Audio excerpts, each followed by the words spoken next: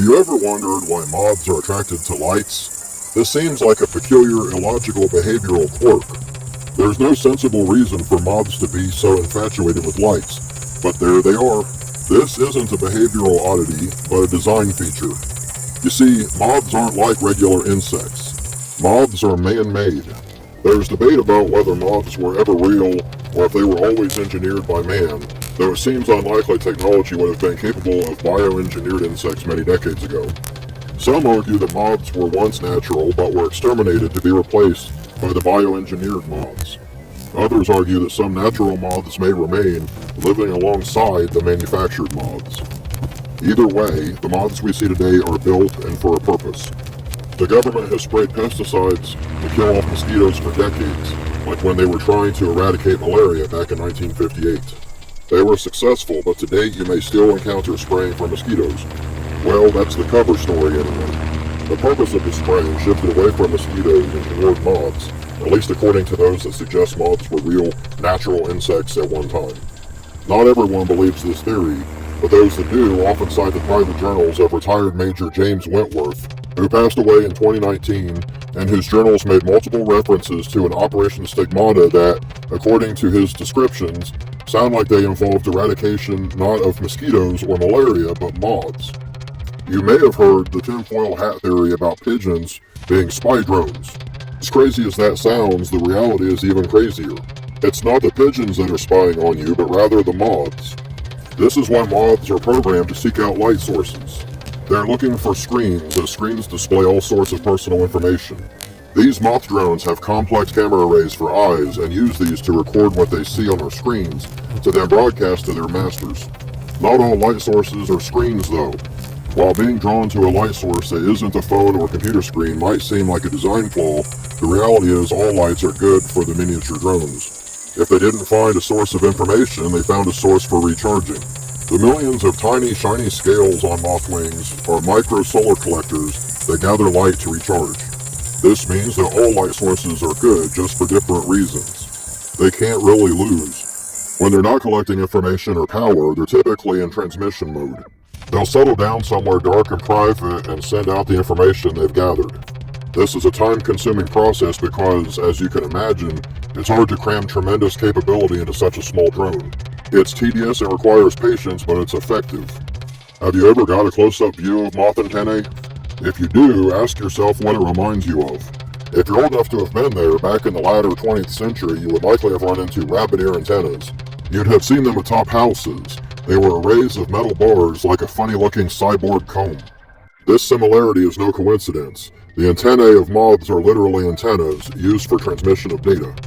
Professor David Harlan Sanders of MIT says that while the shape of those old rabbit ear antennas may look primitive today, a similar structure using modern communication technology, particularly on a micro scale, is actually exceedingly efficient for such a small package.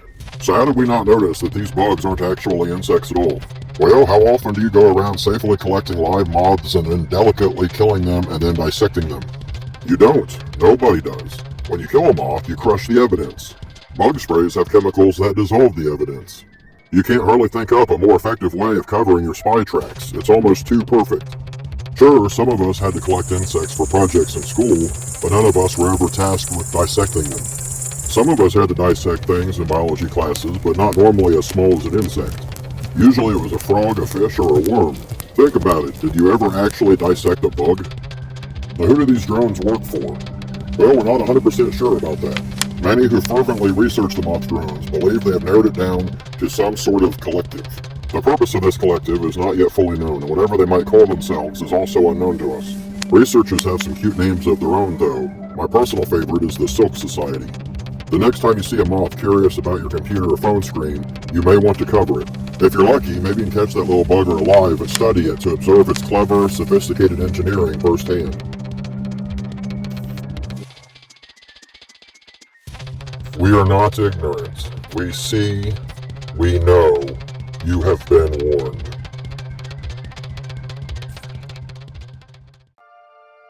What the heck was that? Yeah, I'm sorry about that. I made that and disguised my voice as best I could so to not give away that I made it, hopefully. Is this going to be about conspiracy theories? You guessed it, my fluffy friend. Maybe now would be a good time to roll the titles. I mean, now that we're only like 5 minutes and 38 seconds into the video.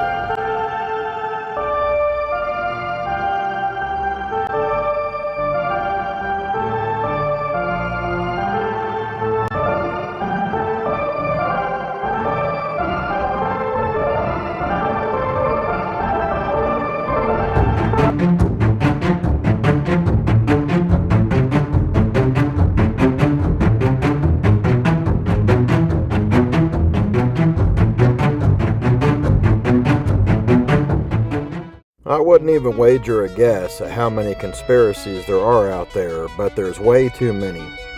I run into them all the time, and you just can't kill them. I'm reminded of the sorts of frustration we had with flat earthers who decided that the earth is flat first, and then either accept what seems to support that or reject what does not. It's almost like a religion for the believers. It's no different with conspiracy theorists. No matter how much you debunk their claims, they stick to their guns. So this video we cold open with a conspiracy about spy drone moths and a secret society behind them. Think for a moment about how plausible that does or doesn't sound. Give that plausibility a rating between 1 and 10, with 1 being not at all plausible, and 10 being certain of its validity. Do you have that number in mind yet? Well, I hope you picked 1, because it's 1. By now you may have guessed that I'm not big on conspiracy theories, and that my skepticism brought me to the conclusion that this moth business is fake. Well, the actual reason I know it's fake is that I made it up. This was intentional, so I have complete control over it, and I know for a fact that it can't possibly be real. Had I used an established theory, people could argue with me, and I can't realistically prove definitively that they aren't true, as it's hard to prove a negative. Since I created this myself, I know for certain that it's absolutely fictional. I do want to give due credit though. I asked Gemini to come up with a conspiracy theory that would sound ridiculous to most people but plausible to conspiracy believers. Gemini came up with the basics and then I fleshed it out a bit. You sneaky fox! Guilty as charged. So let's break this fictional conspiracy down. First of all, there's a logical reason behind moths being attracted to light. Everything is a conspiracy to people that don't understand anything, but there's a reason for everything, even if we don't know or understand what it is. The seemingly illogical attraction to light is a result of transverse orientation. Moths and other insects use natural light sources, like the moon, to navigate in a straight line. An artificial, close-range light source confuses this process, causing them to spiral in towards it. It's a navigational error, not a malicious design. The beauty of this, for our fictional conspiracy theory, is it deals with something everyone is familiar with, moths being drawn to light, but also takes advantage of the unlikelihood of the viewer having previously been interested in this and having read up on why this is. People make observations all the time, but few people are particularly interested in the why behind the things they observe. Conspiracies like this thrive on that lack of knowledge. We had referenced spraying to kill mosquitoes and specifically to eradicate malaria in 1958. These things are real, and referencing known things can add a feeling of credibility to conspiracy theories. If you've heard of things like this, then the theory seems more plausible as you are already familiar with elements of it and you know these bits are real. I then suggested the continued spraying was no longer for mosquitoes but for moths, which repurposed something real for something fake. An excellent example that comes to mind of repurposing something real for something fake is the Great Reset 2030. A friend had actually just recently shared a video about this. And what this conspiracy does is it takes something authentic, something real, genuine, that we know is taking place, but then repurposes it as a broader conspiracy. So when we, for our moth conspiracy, took something real and repurposed it as something fake, you don't have any realistic way of fact-checking that part, as it's difficult to prove a negative. If you can't get verification that spraying shifted to focus on mobs, we can just shrug it off as an obvious result of the cover-up. I then try to make it sound more believable by referencing actual specific people, first throwing out the name of Major James Wentworth. Well, the thing about Mr. Wentworth is I made him up. Realistically, you weren't going to fact-check that to see if he's real.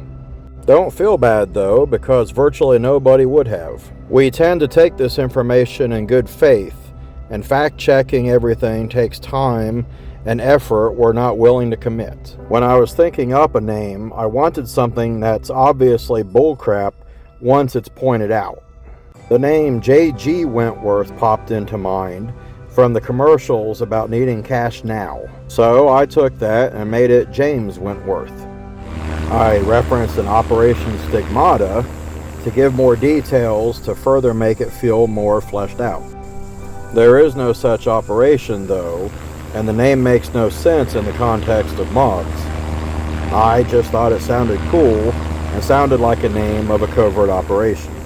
I then referenced the spy pigeon conspiracy theory because at least some people have heard of it, so I'm lending credibility to my fake theory by tying it to an established, albeit ridiculous, theory.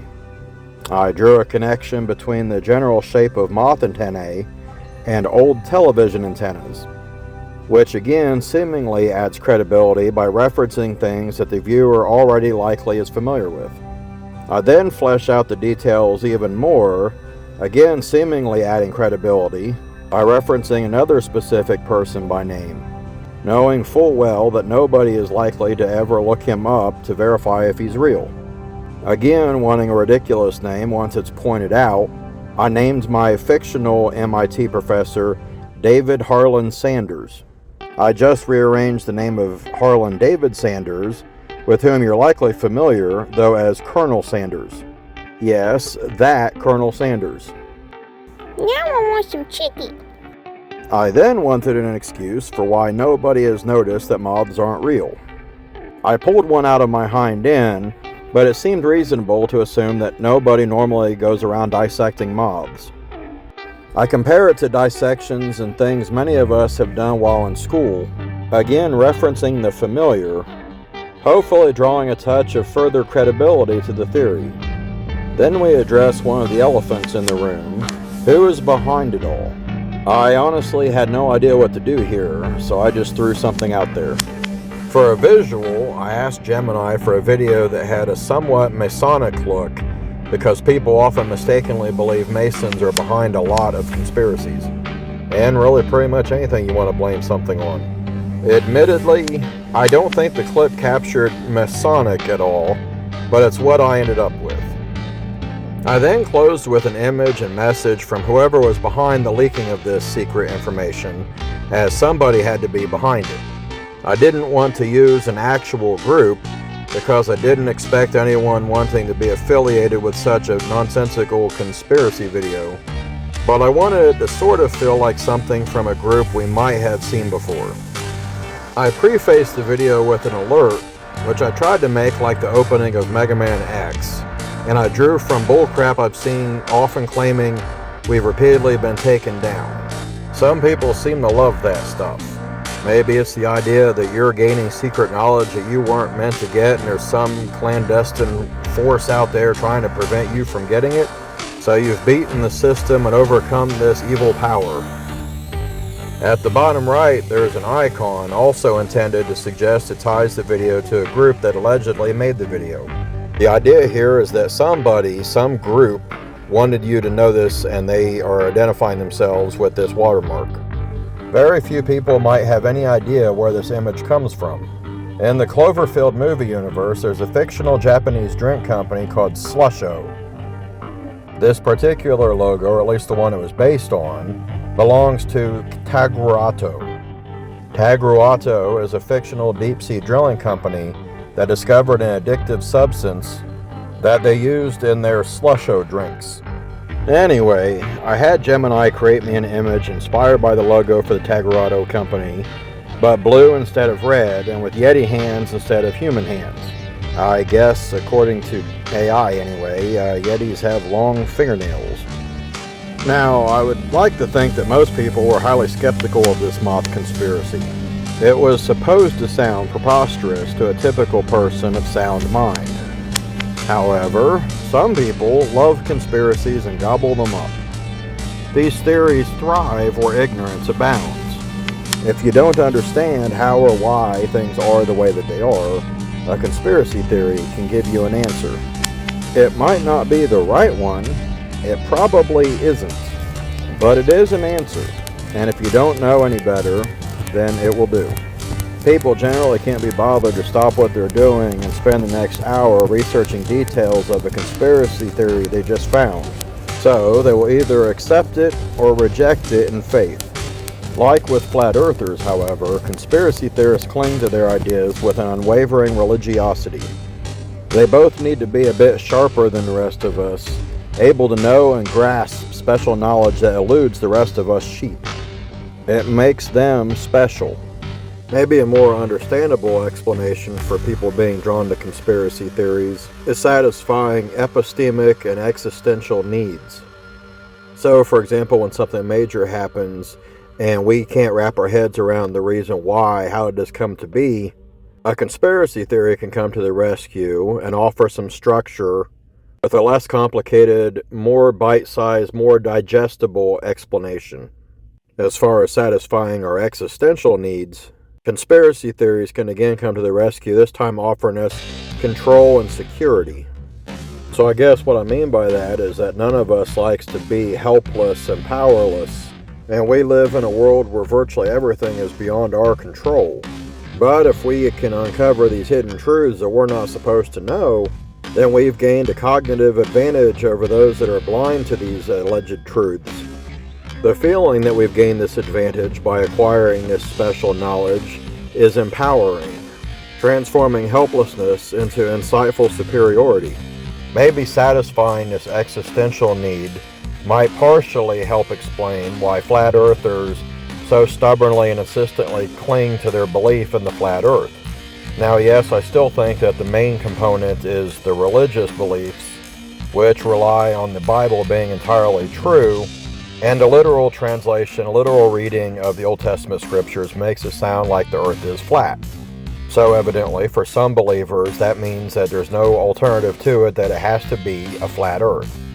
But outside the flat earth community, the rest of us, the ones that have some understanding of science, is at least somewhat aware of the complexity of the universe and all of its potentials to wipe us out.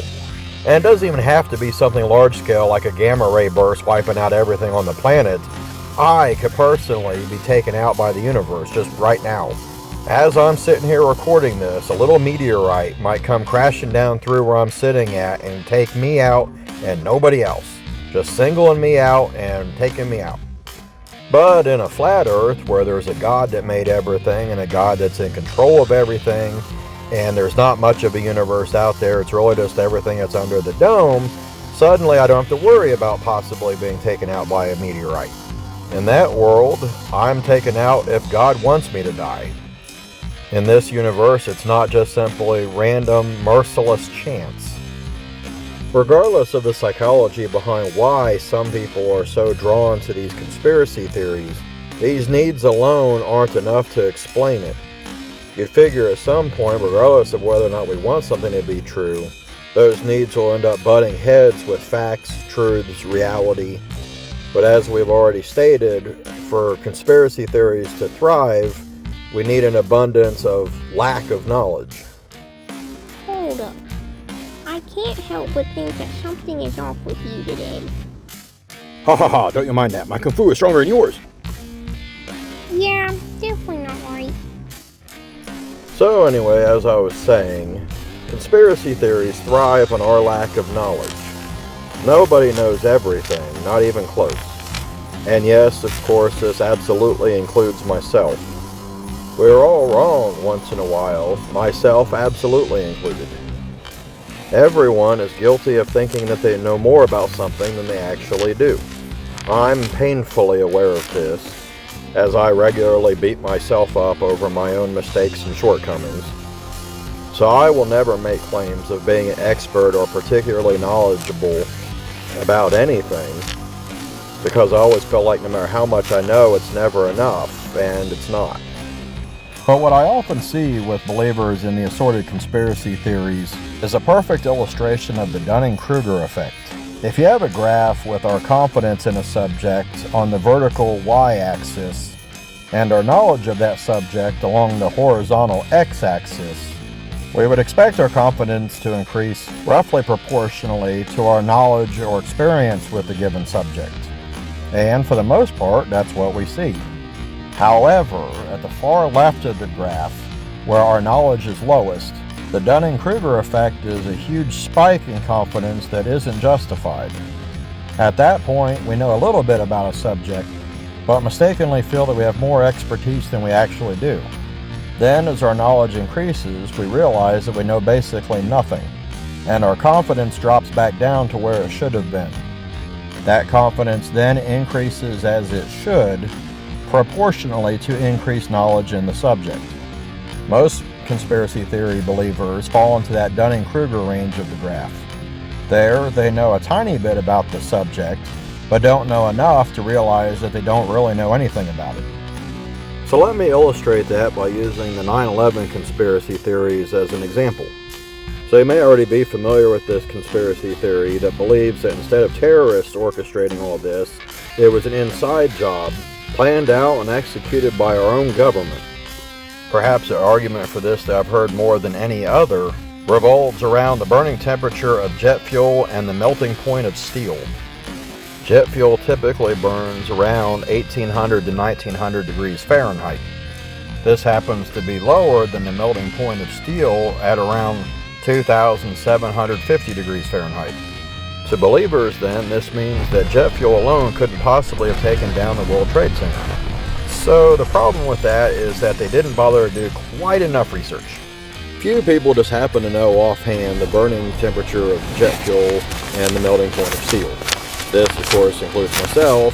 Because I've had to research it several times, I have a rough ballpark idea in my head, but I never know the exact figures. I always have to look it up. So it stands to reason, obviously, that the people that are pushing this part of the theory also had looked it up, but then stopped there. This seemingly gave them the confirmation that they wanted, and that was all they needed or cared about. They didn't research it any farther or stop to think about what this data really means. Had they went just a little bit further, they'd have realized that it doesn't really matter what the melting point of steel is. It doesn't have to reach complete liquid. All it really needs to be is significantly weakened. The reality is it's not like steel is just binary, being either super strong and solid or a complete liquid. Rather, as it heats up, it gradually softens, gets more buttery, more waxy on its approach towards that melting point. By around just 1100 degrees Fahrenheit, steel's strength is reduced by half. Now 1100 degrees is well below the 18 to 1900 that jet fuel burns at. By the time you heat it up to about 1800 degrees, you're looking at about 10 to 20% strength. So yes, at that point, it still has a ways to go before it actually officially completely melts. But at the temperature of burning jet fuel, there's no way that tower was going to stay standing. So proponents of the 9/11 inside job conspiracy theory typically mistakenly believe that burning jet fuel can't sufficiently weaken the steel framework of the Twin Towers, and instead that they came down from controlled demolition. As we've already demonstrated, this reasoning is flawed due to lack of understanding, but melting steel is just one of the misunderstandings behind belief in the supposed demolition. Another is the pancake collapse of the towers. That being that the towers collapsed roughly straight down floor by floor. The reality is that the towers really shouldn't have come down any other way. The weakened structures were fighting against gravity, and that gravity was pulling them straight down. It's not like a falling tree, as the towers were standing straight vertical and were weakened horizontally across the entire buildings. Yes, they were each impacted on one side, but the initial impact isn't what brought the towers down. The heat melting the steel essentially cut cleanly across the entire structure. Once the steel was weakened to the point it could no longer sustain all the heavy, immense weight above it, all that weight was pulled straight down as gravity tends to do. Yes, the lower floors normally had that weight bearing down on them already, but that weight was normally stationary, not in free fall. Let me illustrate using your imagination. Imagine you're standing straight up with your arms raised directly above your head, and they're holding up a bunch of weight that is uncomfortable but manageable. Now, rather than firmly holding that weight, we will instead drop it onto you. That will be a bit more awkward for you. You may drop it. Even if you don't lose it, it'll probably take some effort on your part to counter that fall and stabilize it. A building is inanimate. It can't do that. All that mass crashing straight down onto the next floor overwhelms it and it fails, now joining that plummeting mass. The next floor down has even more mass falling onto it and it surrenders too, now joining the snowballing mass in freefall. This continues all the way down. Another illustration might be a cheer pyramid. A pyramid? Sure, why not? Actually, I wonder, has anybody thought of that? Anyway, it's stable enough, but if somebody at the top falls, it results in a chain reaction bringing down the whole pyramid. I think I might get why this theory is appealing, though. I was there on 9/11. I still remember it well. There was a pervasive sense of helplessness. American citizens weren't at war, and we lived our lives with a sense of safety, that an enemy wouldn't wipe out a bunch of us out of nowhere. Suddenly, that sense of security was dashed to pieces. It wasn't bombs or tanks that got us either. It was regular elements of day-to-day life that were used against us as weapons. It wasn't an army either, but seemingly random individuals that blended in with the crowd. I get not liking the idea that one person out of 8 billion people in the world could just suddenly kill large numbers of us with instruments of our normal daily lives without any warning. This conspiracy theory helps reestablish that safety net by making this so it wasn't the work of just a handful of random people, but rather a massive undertaking by the government. That can help us sleep better at night, but unfortunately it's a lie. The sad reality is, tomorrow a depressed pilot could spontaneously decide to crash his airplane with 300 passengers on board into a football stadium packed with thousands of spectators. A disgruntled factory worker could deliberately poison mass-produced food products. We don't need a massive government operation to do this. These take just one random person without warning. That's not a pleasant thought, so we can snuggle up in a conspiracy theory security blanket to feel better. Alright, so maybe the 9/11 conspiracy crap helps us to feel better about our own security, but what do we get out of the moon landing conspiracy theory that suggests that the moon landing was faked? For most of us, probably nothing. Most of us know that the moon landing really did happen, though. We don't need a conspiracy theory here. For those that do, it could be a religious thing like with flat earthers. The moon, being an enormous body of its own, and hundreds of thousands of miles away, contradicts beliefs in a flat earth covered by a dome with the sun and the moon being much smaller, existing within that dome. Even for those not necessarily subscribing to the flat earth, many people harbor a perspective of humanity getting too big for our britches. We're seen as too arrogant and reaching too far. Leaving the world that we were meant to be confined to is only one example of the many ways we've been seen as pushing too far, tempting fate, etc. A classic example of this is the Titanic. People frequently see it as a story of man's arrogance, going too far and being punished for it. Titanic was too big from this point of view. By today's standards, however, Titanic looks like a tugboat. Yes, Titanic was big for its time, but at just 883 feet in length and a mere 52,310 tons, it's dwarfed by modern vessels that reach, as of this recording, up to 1,504 feet and 564,763 tons. That's nearly double the length and over 10 times the weight. The fate of the Titanic wasn't God's judgment for us building a modern-day Tower of Babel, but rather a series of poor choices. On October 9th, 1903, the New York Times published an article titled, "Flying Machines Which Do Not Fly," claiming that it would take between 1 and 10 million years before humans would achieve manned flight.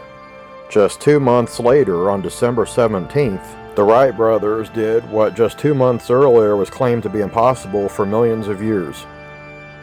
It's almost like they saw the article and took it personally. As long as we don't destroy ourselves or hold ourselves back, humanity should continue to reach farther and push the boundaries of what we can accomplish. We should in the future do things that today exist only in the realm of science fiction. Some will laugh at these notions and treat these human endeavors the same way that they did the Titanic, the lunar landing, or the Burj Khalifa. Wait, what's that? I think I hear someone wondering what that is. Well, my inquisitive friend, the Burj Khalifa is today's Tower of Babel, for those that don't believe in mankind. It's a massive skyscraper looming a whopping 2,717 feet high, over half a mile. Is it doomed to come down from God's judgment of the arrogance of man? Well, the Burj Khalifa has been standing there for 15 years and counting, so it would appear not anytime soon. It's not even the upper limit of what we can build, it's just the highest so far. Technological advancements will continue to raise the limits of what we can achieve. We really should one day celebrate the completion of the world's first mile-high tower. There is currently plans for elevators to space. Hardcore religious zealots will no doubt see the Tower of Babel in all this and predict doom and catastrophe. They always do, as we've already illustrated. For those that don't like humanity reaching for the stars, I'm sorry, but we did still land on the moon. I won't spend a solid hour touching on some of the disproofs of the alleged evidence against the lunar landing, but I will point out one major weakness in the conspiracy theory. The space race was part of the Cold War against our main rival, the Soviet Union. Our enemies were keenly interested in our every move, and monitored everything that we did very closely. They could probably tell you when a US astronaut took a dump and how heavy that dump was. If we had faked it, our enemies wouldn't have played along. They'd have made sure that every single solitary human being on Earth knew that we had faked it.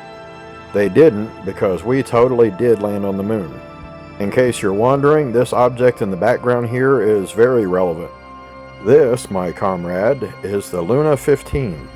It was an unmanned craft belonging to our enemies, the Soviet Union. Luna 15 happened to be in lunar orbit when Apollo 11 was doing its moon landing. In fact, they attempted a lunar landing with it shortly after the Apollo 11 landing. Luna 15 was just one of the many ways that the Soviet Union knew everything that we were doing and kept a close eye on us. If we were full of crap, they'd have called us out on it for sure. I'm sorry, but humans can achieve amazing things if we really try. So earlier we touched on lack of knowledge of the subject being a part of the problem. While discussing 9/11, we touched on people doing a bit of research, but should have done a tiny bit more. Well, sometimes they do plenty of research, but then fall victim to confirmation bias. We're all guilty of it. I try my best to avoid it, to be as impartial and open as possible, but I'm only human. I've argued against my own position or in favor of the opposing view on many occasions, because I insist on being fair and honest, with you and with myself. So with confirmation bias, people do the work doing the research, but they shrug off the things that don't fall in line with their point of view, and gravitate instead towards the things that do, or at least seem to. I don't mean to keep picking on flat earthers, but they're a pet peeve and I've been struggling against their relentless stubbornness for decades.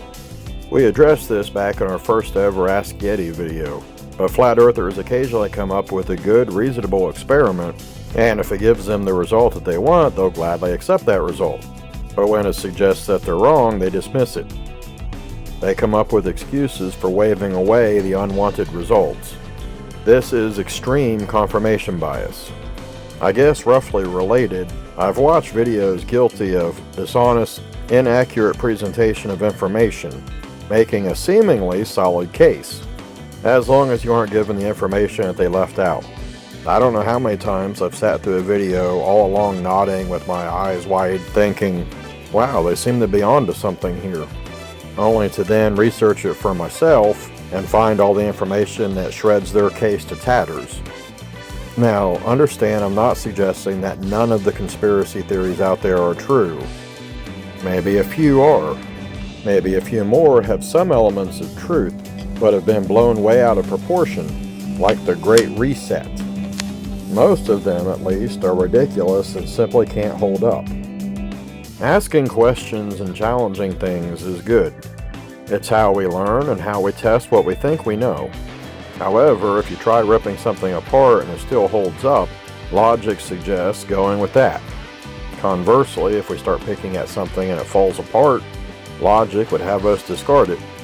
You can still study it further, but there's no reason to firmly harbor belief in something that fell apart under scrutiny, or to reject something that withstood your assault. Science isn't mad when you question it, but it's frustrating when people cling to nothing or reject reality. When someone is making a case for an alleged conspiracy, it's wise to hear them out and give serious consideration for what they're saying. It's unwise to accept it as gospel right there on the spot, without verifying their claims and challenging them. Maybe they're telling the truth. More often than not, they're cherry-picking the data, misrepresenting facts, misunderstanding what they think they know, or even blatantly lying to you. Conspiracy theorists often rely on your distrust of the system or the establishment, but can you trust the conspiracy theorists? We live in a technological age far beyond anything that humanity has ever enjoyed before, but humanity hasn't really improved along with it. Internet and AI are beautiful tools for learning and accomplishing, but also for misinformation and disinformation. Be careful because it's hard to know who you can trust and what's real.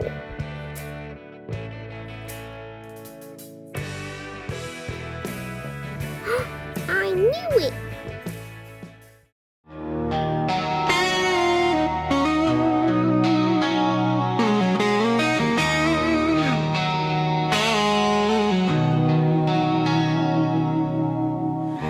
Words like knives on my tongue,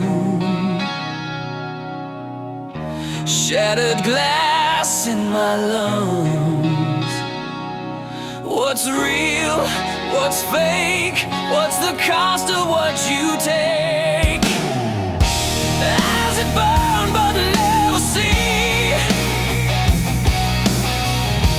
promises fall.